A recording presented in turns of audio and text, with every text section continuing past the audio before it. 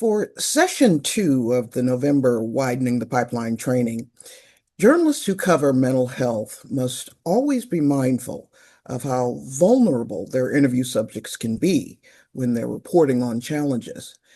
But when the journalist is actually living with a mental illness, the challenges are personal and can become even more difficult to navigate. During this session, we'll hear from Danielle Belton, an editor and author who's been transparent about her career as a journalist living with bipolar disorder. She is the former editor-in-chief of HuffPost, the Pulitzer Prize-winning news organization that publishes original digital-first reporting on politics, lifestyle, entertainment, and more. Um, it's notable that when her hiring was announced, she was praised by her past staffers as having empathy and a strong voice. You can learn more about Danielle's tenure at HuffPost on our website at nationalpress.org. But in January of 2025, she stepped away from her role at HuffPost to help save newsroom jobs after the companies faced severe layoffs. She's currently writing a humorous memoir based on her experience as a journalist living with bipolar disorder. Danielle, thank you so much for joining us today. Oh, thank you for having me. We're huge on lived experience here with at Widening the Pipeline. And so why don't we start by you just giving us some background on who you are, where you were born, your family, the whole nine yards. Sure. So I'm originally from St. Louis, Missouri. That's where I was born and raised. I grew up in North County, in a town called Florissant, which has more churches than people, it feels like sometimes. My parents are both from the deep South. My dad's from Texas, my mom was from Arkansas. And I graduated with a degree in mass communications from Southern Illinois University back in 1999. My first job out of J school was with the Midland Reporter Telegram in Midland, Texas, where I was an education reporter. And within a few months, they promoted me to assistant city editor, which I still think was absolutely insane, but I did it. And then I went from assistant city editor to assistant lifestyle editor. And well, all within a year. I was only at that paper for about a year and some change. And then I moved from Midland to Bakersfield, California, where I worked for the Bakersfield, California newspaper, again as an education reporter. But within the year, I moved over to general assignment. And by the following year, I was the entertainment reporter at the paper. Um, from there, suffer severe mental health incidents. I was in and out of hospitals for most of my 20s while still trying to juggle my career in journalism. During a hospitalization in 2005, I was diagnosed with bipolar disorder. I was staying at UCLA's medical center on their campus, and I was there for over 2.5 weeks during Christmas time. I'm going to stop you right there because um, one of the things that I find interesting, and when I think of my own journey and issues, um, th there was never any conversation about mental illness in my family growing up, although there were reams and reams of examples of mental illness. We were raised in a religious setting. My parents were Jehovah's Witnesses, and so the message was, God will take care of it, or the truth will set you free, all of that sort of thing. So I wanted to ask you to share some insights into your experience or knowledge of mental illness from your youth. Sure. So I didn't know much about mental illness growing up, but I always had mental health issues. They're very prevalent on my mother's side of the family, although my mother and her relatives tended to downplay things. And, like it was always a silly joke or a comment, or like, people would say things like, oh, well, our family's crazy.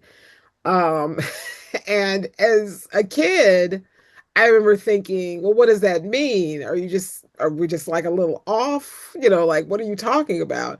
And then as I got older and started to struggle with my own mental health issues, I reached out to my aunt, my mother's sister, and told her that I'd been diagnosed with bipolar. And she proceeded to tell me that this cousin had schizophrenia and this uncle had this problem and my grandmother had this issue and my cousin was on medication and she was on medication. And then it was like, oh, so it's a much more prevalent than I could have imagined and much more severe than just a little offhanded joke that my mother used to make on occasion. Well, Um, again, for me, sorry to interrupt you here, but for me, looking back in hindsight, obviously, both of my parents dealt with fairly severe depression. And as a little kid, you can't figure out what that yeah. is about. Maybe they're just mad at you, or maybe they just don't want to do whatever. Um, and so, amongst my siblings and myself, there were things. So, I wonder if you can share any indications that you might have had as a young person that there was something going on before you got the official diagnosis. Yes, yes. So when I was around 4, 5, and 6, I had really bad childhood phobias. Like I was scared of everything. Animals, loud noises, bright lights, the dark, all kinds of bugs. And I would have a really like outsized reaction. Like I would have a panic attack and just flip out.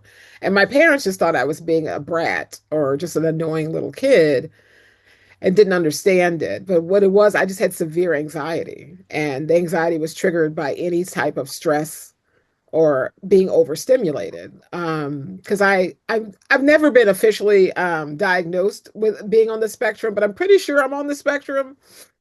And my parents at the time just didn't recognize it for what it was, and so they pretty much just told me that it was all in my head and to knock it off.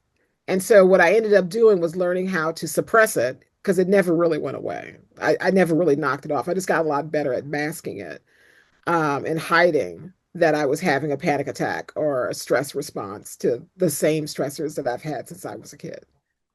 You talked Um, a bit in the last session about how it's often perceived that for journalists, having that sort of neurotic edge or that anxiety or whatever that drives us, compels us, is almost like fuel for being a journalist.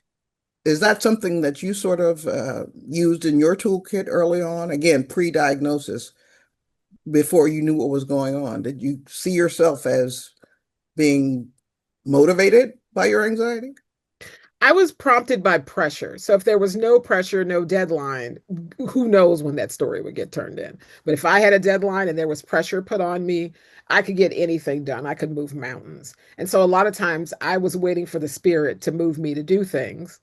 And usually the spirit was relatively predictable. Like I'm a pretty reliable reporter. I show up, I meet my deadlines, I get my work done.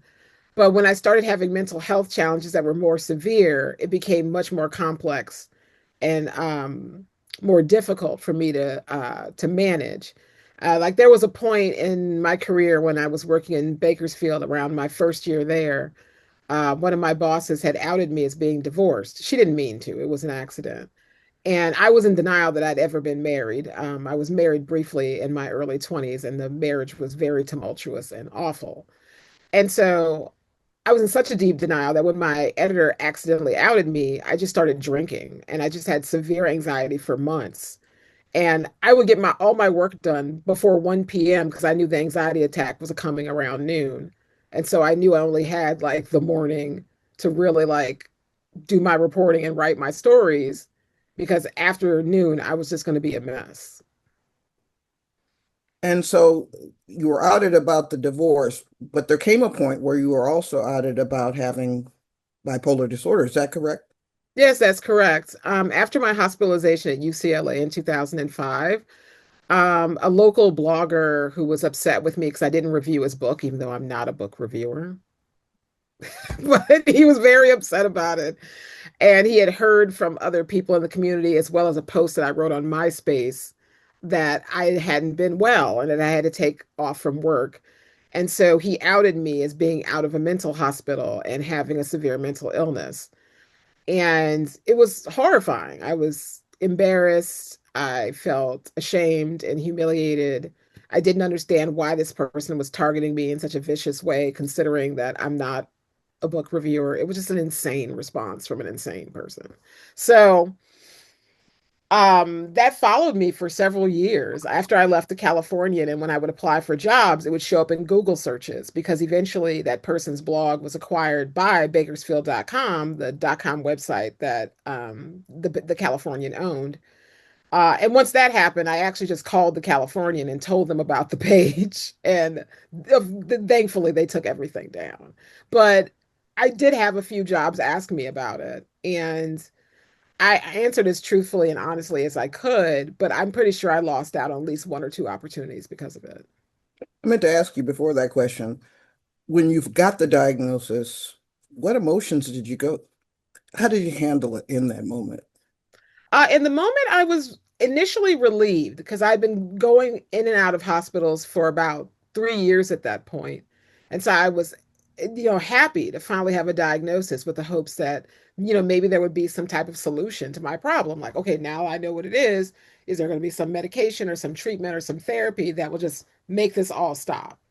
And the truth of the matter was, there wasn't. It was just like, let's try different medication. You're kind of a guinea pig now. We're just going to throw different things at you and see what happens. So the emotions were very mixed. It went from relief to then sadness when I realized that I was going to have this disease for the rest of my life and that I'd have to learn how to manage it and live with it. And I didn't know how. And so I was really in a fog for about a year after my diagnosis, where I just was sleepwalking my way through work, just severely depressed and really unable to function. So I ended up moving back home to St. Louis the following year. How did colleagues interact with you during that period? Well, what's fascinating is the Bakersfield California was a very unique newspaper in that, despite the fact that at that time the industry really didn't talk about mental health amongst its staffers, everyone was very understanding. Like my first hospitalization, the newspaper sent flowers. People from my team came to visit me in the hospital. My friends, many of my coworkers were my friends, and they would come visit me and spend time with me. One of my friends who worked with me actually saved my life a few times, driving me to the hospital on an incident where I almost overdosed. And so I'd say that I had a unique experience in that my newspaper cared deeply about my mental health and well-being and made every effort they could to be supportive towards me. So fortunate. I've only had one severe anxiety attack. I remember leaving a federal building somewhere in South Florida and heading out to the parking lot and literally having sort of this like out of body experience of the walls are closing in, somebody's going to catch me or somebody's going to find out I did something wrong and just literally just dismantled by anxiety. And so I wonder, what do you think about the way anxiety is perceived generally in the public? I think that as I was talking with our previous speakers, there's almost a generational shift Mm. between, for example, when I was coming up, suck it up, deal with it. Nobody wants to hear about your crybaby anxiety versus now. And I'm assuming you're like a millennial or cusp I'm a of Gen Xer. you're a Gen Xer. Okay, so then clearly I'm assuming that maybe there's a different perspective, but how do you feel the general public thinks about anxiety? Well, it really depends on who you talk to. Because I mean, most people, whether they want to admit it or not, have had some form of anxiety attack at some point in their life where they either got really nervous or really stressed out. What's different is whether you have them chronically. And I had them chronically. Like I probably have at least two anxiety attacks now a month. There was a time it was daily. Um, and so the impression that I got from people outside of my life who didn't know me as well was that they were tired of it. Like they saw it as a nuisance. They saw it the same way my parents initially saw my phobias and my temper tantrums, which weren't really temper tantrums, they were panic attacks. Um, it was just like a never-ending saga that people wanted to get they wanted to get off the ride. They just didn't want to talk about it anymore. They didn't want to hear about how sad I was anymore. They didn't want to hear about what I was going through. And so I learned early on that because of the nature of my illness, which sometimes can make you really self-centered because you're in so much pain, all you can focus on is your own pain, is that you need to have a support system. You need to have a very strong network of people that you can rely on. Because what I would do was like I try not to burn out any of my friends. I would rotate who I would tell whatever my problem was that day or that week. So no one friend felt all the burden of having to take on my depression. What's interesting to me is that your trajectory continued to rise, apparently, through all of this. So, talk about the strategies, other than obviously your network of friends and supporters, but what else did you do to maintain your ability to produce and function? Well, there's a part of me that no matter what is happening, just wants to produce. I want to write. I want to communicate with people. I want to work on stories. I want to edit. And so I just always end up going back to it. I write every day, to this day still. And I find it to be helpful because a lot of times the writing that I do daily is journaling, but I also write columns and blog posts and other things as well, or I work on my book. And I find it all very therapeutic because it allows me to take a break from whatever is going on internally and focus on a task at hand.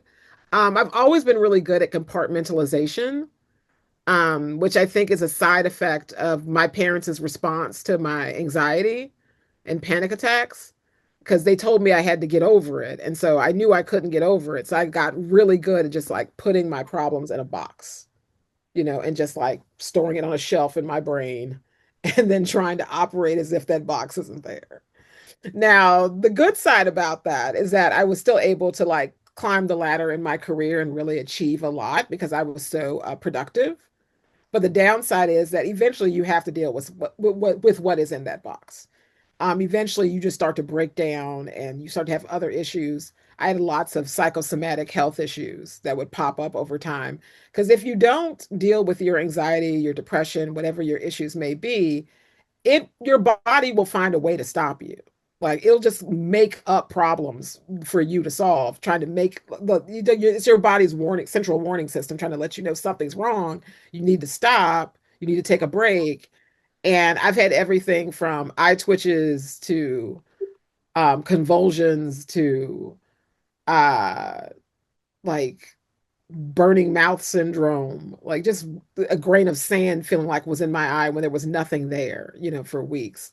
So I've had a lot of them because I'm so good at just masking how I'm actually feeling and forging ahead that my body has had to get pretty creative to let me know that this is not just normal anxiety. You need to deal with it. I want to ask you about therapy. Yes. Um, I shared during the last session one of the epiphanies that I achieved in therapy, which was someone telling me that this overwhelming desire on my part to save the world and that my journalism had to right wrongs and do whatever. She described that as being egotistical. Uh, Mm. why do you think that your work has the power to even do that? Um, if I shared all of the epiphanies I've gotten in therapy, it would take up all of our time here. But um, I wanted to ask you, throughout your life, have there been successes with therapy that really helped prop you up during some of these challenges? Oh, yes. I've been fortunate to have a few very good therapists. Now, a lot of the therapy that I've had from various psychologists and psychiatrists was terrible. I'm going to be honest with you. It's very hard to find a good doctor. But of the doctors that I had who were quite good, I did learn some great tools and got a better insight and understanding on what was going on with me. The first was my doctor in Bakersfield. Her name was Janet Perucci. She was excellent. And she's the one who essentially saved my life because she was the one that convinced me that I needed to move back home to St. Louis because being alone in Bakersfield was not the move because I was only getting worse. I wasn't getting better. And then after that, I had a psychiatrist when I was in St. Louis who pulled me aside after I told him I felt I was on too much medication because at one point I was on like 11 different medications. And I had started my blog, The Black Snob, which had taken off in popularity around 2008. And in 2009, Harvard invited me to come speak at their Black Policy Conference because of the blog. And so I was terrified about whether I should go or not. And so I went and saw my psychiatrist, and he basically said to me, I think you should go, and I'll tell you why. I said, I know you thought that your job was causing your illness to be worse. He says, but I don't think you can do nothing. I think doing nothing is just as detrimental to you as overworking yourself. And so he gave me the best advice, which I don't know why I couldn't come up with it on my own, tragically, but he basically told me I needed to create a work-life balance for myself so that I could pursue my dreams, but not become so sick that my health was in peril. And that had a profound impact on me. Once I realized that my problem was that I was expecting too much of myself, that I was working myself too ragged, that I was putting too much pressure on myself, and that I just needed to find balance. It couldn't just be working 12 hours a day, writing 3 and 4 stories a day, and then thinking like I'm gonna be normal. Like just because I can do that, that's still not normal. Most people don't write 4 stories a day, and I was writing like 5 or 6 for my blog sometimes. So I had to learn how to be kinder to myself, and that because of his advice, I did become that. Let's talk about uh, people of color, journalists of color, and mental illness. Again, for me, it was a situation of, these issues were never discussed in childhood. Um, if you brought it up, you'd be perceived as weak or whatever. And so we enter newsrooms, often, in many cases, maybe the only one or one of few. There's a expectation or a focus, a lens on us that might be a little different from other people. Um, did those issues exacerbate what you were going through, or is this something that all journalists of color need to sort of be aware of? It could possibly affect them. I was often the only Black person in the local newspapers that I worked for. Um, and in many cases, those newspapers would talk about like how they wanted to have more diversity, but it's a tall order to ask an African American person to move to a town where there's no other Black people. Like, because I in Bakersfield, the Black population was less than like something like 4%. Like it was very small. And Midland, Texas also had a very small Black population. So there wasn't a lot of community there for me. And I didn't have much of a support system initially outside of the newsroom because of it. And so I was both the only Black woman in the newsroom, the only Black person in the entire organization in both cases, and one of the few Black people in the town. So that was tough. And I understood why they had such a hard time improving the diversity of those newsrooms because who wanted to go there besides me? I just was so aggressive about wanting to kickstart my career. I was willing, to take on these roles and live in these very disparate places. But I have the type of personality where I can get along with almost anyone. Like as long as you're not a literal Nazi, I can figure out a way to make it work. So I was able to make friends, thankfully. I was able to create a support system for myself. That's the reason why I'm still here today. But it is very taxing to take on all the burdens of your entire community in a newsroom where there is no community for you. Like often I was the only person writing about anything that had to do with the African American community, as small as it was in Bakersfield. And I felt a lot of pressure to cover those stories because who else was going to do them? Who else had the sensitivity and the background and the understanding to be able to pull it off? And it was like no one. It had to be me. And that was tough. I can remember when Hurricane Katrina happened, and I tried to avoid the images for as long as I could, which wasn't very long because I worked in media. And then when I saw them, I was horrified and saddened because the people on the roofs of the building just looked like my family members. And I identified so strongly with them that it sent me into a depression. And my coworkers were very well meaning, but they didn't get it because They also didn't know geography, which was sad. But a lot of them would walk up to me like, "Is your family okay?" I'm like, "I'm from Missouri. Katrina is happened in New Orleans, which is in Louisiana. That's several states down the Mississippi River." And so once they would realize that I didn't actually have any family there, then it was just kind of like, "Well, why are you, why are you so upset?" And around, I want to say a few years after that incident happened, a study was done that showed that African Americans tend to overly identify when they see another African American in peril, whereas most white Americans see themselves as individuals. And so when they would see a white person who like lost their home to a tornado, it was just like, oh, that's a bad thing that happened to an individual. They don't see it as like it was a thing that happened to us. And so that was something that my newsroom didn't understand and I didn't know how to articulate at the time. And so I just had to navigate that on my own. Let's talk a little bit more about that in this moment.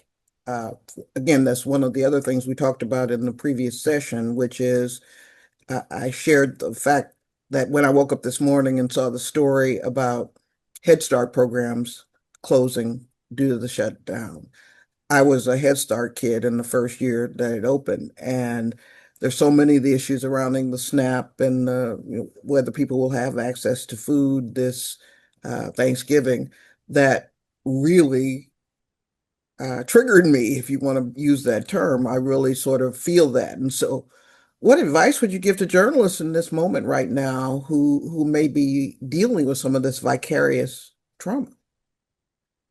The best thing you can do, in my opinion, is to allow yourself to feel however you choose to feel because your feelings are valid. If you are sad, find a time and space to yourself to be quiet and sad and get it all out. If you are angry, find a physical activity that you can do to get out some of that rage and try to channel some of your emotions to things that are healthy for you, like things like exercise or art or writing or reading. Try to find something that you can put yourself in to take you out of what's going on in the moment and get you focused on like a task that allows you to feel a little better and gain some perspective and take a break. Um, Another thing that I often recommend people who have to cover these types of things is that it's important to take your PTO. Like if there's no way for you to avoid some of the more traumatic things that come about out in the news, it's best sometimes to like take a break. Do your job to the best of your ability and then take your sick leave, like take a few days off. When I was editor in chief of the Root before I was editor in chief of HuffPost, it was the year 2020 after George Floyd was murdered, and CNN played that video on a loop for hours every day. And my staff was working diligently on all the protests and the stories that came out around it, and they were all traumatized by it. And so I went to the then CEO that owned the Root and basically asked him for money for me to hire a freelance team so my team could take the week off because they were so burnt out and I was so worried about their mental well-being covering this story.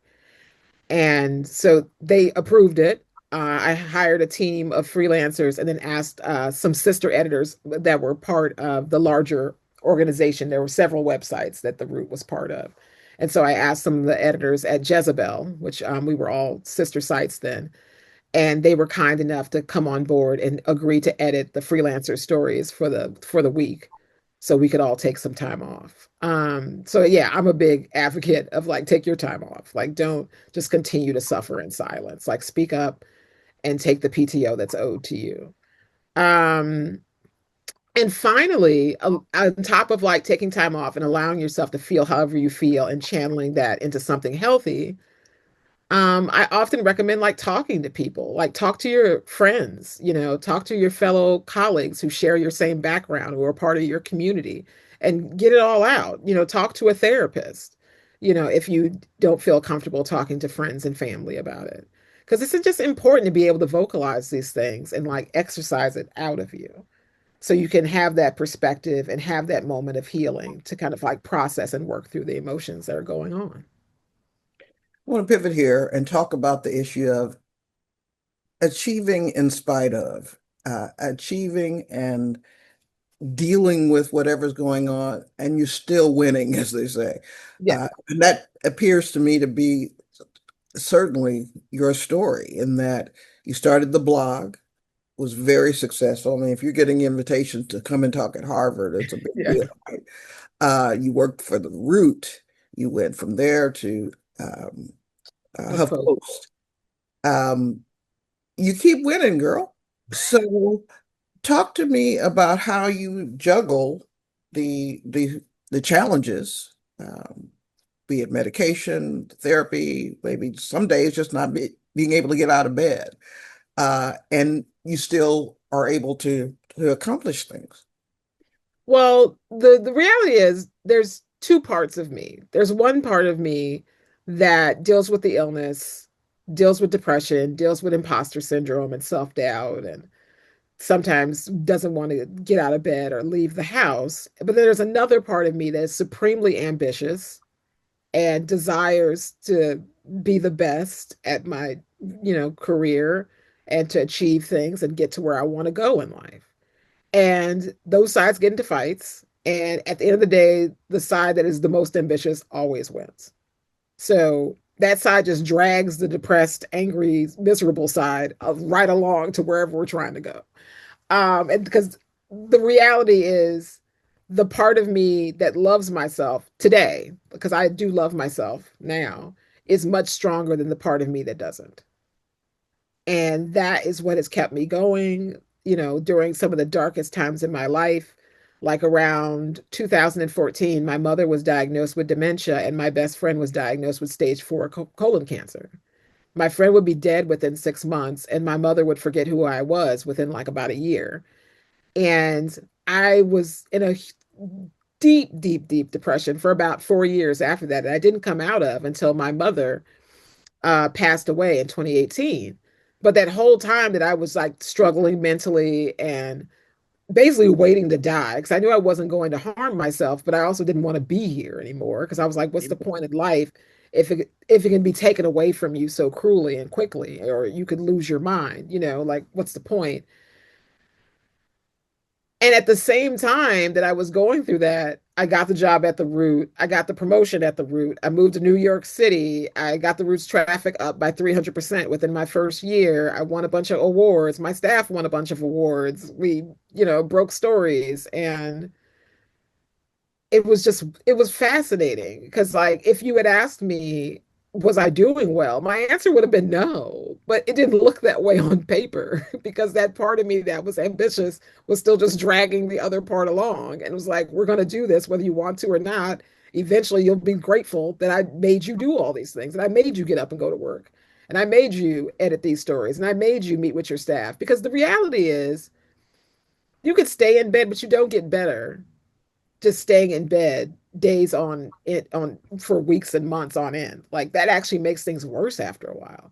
Like you need to reach out and have community with other people. You need to still pursue your dreams and goals, because that's what's going to get you out of it. That's what's going to fuel you. That's going to be the battery in your back that gets you over the hump, that makes you keep seeking treatment and trying to find what works best for you. In my case, I'm on a mood stabilizer, an antidepressant, and I have some anti-anxiety medication that I take rarely, because the other two medications seem to do a good enough job dealing with my mood swings. And I see a therapist weekly. Um, I also exercise. I do Pilates. I walk. I do strength training. I lift weights, and I draw, and I write in my journal daily, and all of it helps keep me centered and allows me to monitor my mood swings, especially in my journal, because I usually write whatever condition I'm in that day, so I can look for patterns and then understand when I'm not might not be on the right path. Like for like a big one for me is sleep. Like if I'm not sleeping, it's a five alarm fire. We need to deal with this right now, because every time that I've gone through a bout of insomnia, it's led to me being in the hospital. So I tend to like take things that for other people they just kind of take for granted. I have to take very seriously. Like I got to realize that I got to eat at some point during the day, because if I don't eat, I'm going to have a panic attack and my brain's going to shut down. So it's like I just don't have the same responses that other people might have to certain stimuli or stressors.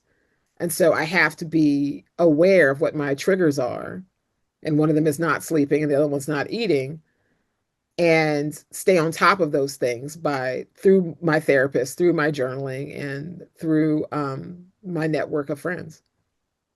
You have shared such a word in this moment for me. I have to thank you for what you've just shared because, to be fully transparent, in the period between 2007 and 2000 and no, wait, 2004 and 2007, my eldest brother committed suicide. My father died 3 months later. My mother died a year later. And then my eldest sister, who was like a second mother to me, died. And shortly thereafter, or during the time that she was dying, my eldest sister, I moved to northern Uganda for internews and led a training program, and that began my African journey. And if you ask me now how I got through it, I have no idea, other than what you were just describing, this sort of ambition, this ability to somehow or other move through the grief or fight the desire maybe to stay in bed for the rest of your life. Um, but I love something so powerful that you said, I love myself now more than I hated myself. You are breaking off such truth and such powerful information that I can't begin to thank you enough for being so open and vulnerable with us. Um, in that mode, continuing in that mode, I'd love to hear about why you started the Black Snob and what you had hoped to accomplish when you started it. Yes, so the Black Snob I started for a few reasons. The first, I was bored. I was working for a PR firm at the time, and I was so depressed I could barely function. I ended up burning out at the job after about 3 months, and asked to be just made a contractor because I could no longer deal with the full-time work. And so that's what I did. And that work was boring. Like I was doing opposition research on schools and charter schools for them. And like that didn't move me, but that's what I was doing. And so at the same time, I was like missing having a column because when I was at the Bakersfield Californian, sometimes I would write columns about entertainment or culture or pop culture or things on television, things like that. And so I said, oh, I'll just start a blog because I had a blog at the Bakersfield Californian. I can just get on Blogspot and start my own thing. And originally I wanted to be anonymous. And so it was just called The Black Snob. It didn't have my name, wasn't affiliated with it at all. And I just kind of like just wrote about whatever. There was no real strategy in the beginning. And then Obama won Iowa in 2008 because I started a blog in 2007 in the fall. And when he won Iowa, I was so inspired that I was like, man, I wish I was working at a newspaper. I really want to write something about this. And I was like, oh, I have a blog. Let me just write it on the blog. And so I wrote a piece about Obama's historic win, and it went viral. And I was so shocked that so many people wanted to hear what I had to say.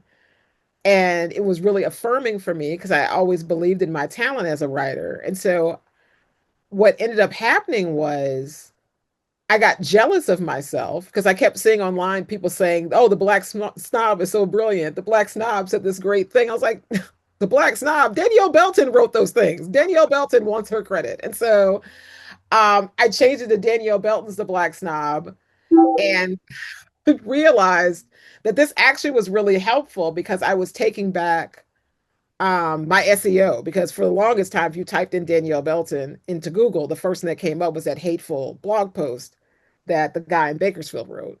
But after I created the Black Snob, the first thing that came up was the Black Snob.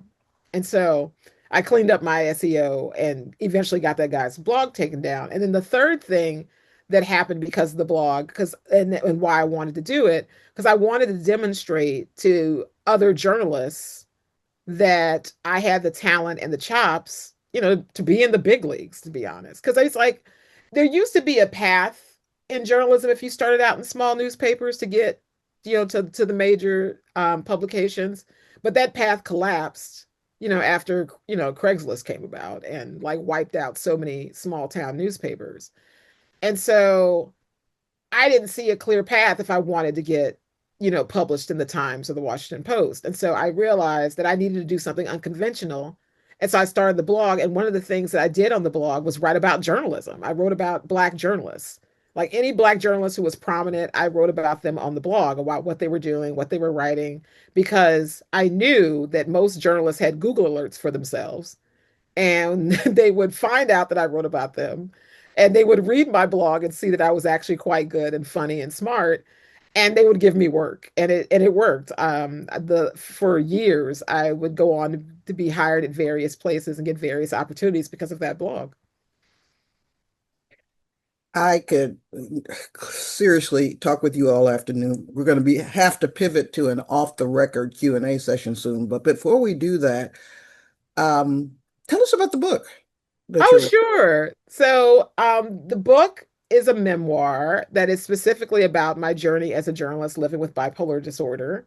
It talks about my family, it talks about my friends, it talks about my career at length and the things that I've gone through and the things that I've struggled with as a result of my bipolar disorder. So it covers everything from the end of my terrible starter marriage in my 20s, all the way to my time in Bakersfield and all my I had over four hospitalizations. My last one was in 2009 before I went to Harvard and spoke.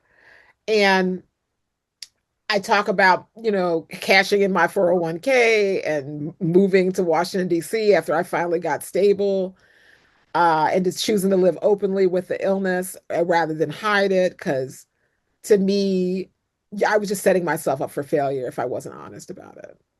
Because the reality was, like, it was already kind of out there. And if I didn't own it, someone else was just going to be able to tell my story. And I didn't want someone else to tell my story about who I am and what I'm capable of. I wanted to tell it myself.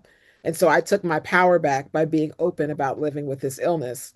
So no one, since that blogger, like no one's been able to really hold that over my head because it's upfront, like it's Googleable. You can read all my articles about me living with this illness. So it goes from there, from my time in DC, to being a late night talk show TV writer for BET. And it goes from there to my mom getting sick and my friend dying, and then me going through that 4 year bout of depression while at the same time having this incredible run of success. And I'm hoping what people get from it is that they see people who live with these types of illnesses as human beings, as that I'm just a woman living with bipolar disorder. I am not bipolar disorder. That my disease does not define who I am. I'm a person with a full and rich life. I have great friends. I'm in a great relationship. I love my family. And that is what I want to be defined by. I want to be defined by the good that I leave in the world and the impact that I have on the people that I love the most and the community that I'm part of. And so the only way to reduce stigma is just to be transparent and open about living with mental illness. Because when I was at my sickest, particularly when I was in UCLA Medical Center, one of my doctors found out I was a journalist, and he told me, you should write about it. That would be so powerful to help people with your illness. And I told my doctor at the time, like, look, I'm just trying not to die. Like, maybe later. And then I made a promise to myself that if I ever got stable, I would live openly with this illness, because I'm convinced that if I just seen other people living with bipolar and being successful, having relationships, having adventures, living their best life, I would have had that glimmer of hope that I needed to get over the hump sooner. Because some people never get that glimmer of hope. A lot of times when you're sick, you're only around other sick people and you think that's going to be your life forever. And who's going to be excited about living and finding love for themselves if they think their whole life is just going to be in and out of hospitals? So that's why I do what I do. That's why I talk about it. And that's why I'm writing this book. I want people to see us as full humans, to respect that humanity and not be afraid of it. And I want people to be able to talk about it openly and get the help that they need. Because the only reason I got better was because of the people in my life that I was able to talk to about these things, that I reached out, that I asked for help. Now, asking for help is not easy. It definitely wasn't easy for someone like me who was raised to be very resilient and you do everything on your own and you suck it up and you tough it out. But you don't have to. It doesn't have to be that way, and it shouldn't be that way. You have friends and family for a reason, and that love often from others will get you over the hump until you have that love for yourself. Thank you for the most extraordinarily powerful and impactful interview that I think I've had in 3 years of doing Widening the Pipeline. Danielle Belton, your story is inspirational. Uh, I can't thank you enough. Oh, I'm happy to do it.